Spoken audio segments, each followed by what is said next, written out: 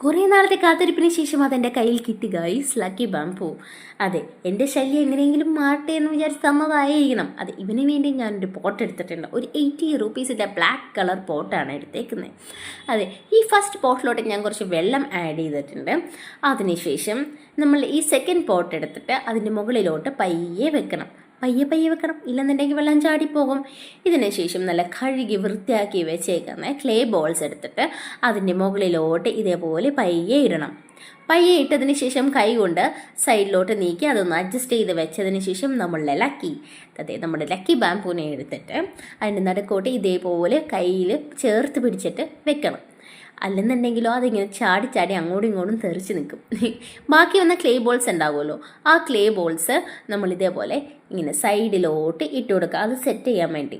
Black green combination എന്ന് പറഞ്ഞാൽ ആരും ആഗ്രഹിക്കുന്ന ഒരു കൊതിക്കുന്ന കോമ്പിനേഷനാണല്ലോ. അത് നോക്കുമ്പോൾ തന്നെ ഒരു പോസിറ്റിവിറ്റിയാണ്. അതെ, ഇങ്ങനെ വെക്കണോണ്ട് ഉപകാരം എന്ന് പറഞ്ഞിട്ടുണ്ടെങ്കിൽ കൊതുക് വരില്ല. നിങ്ങൾക്ക് എല്ലാവർക്കും ട്രൈ ചെയ്താലോ. കണ്ട, ഞാൻ വെച്ചു.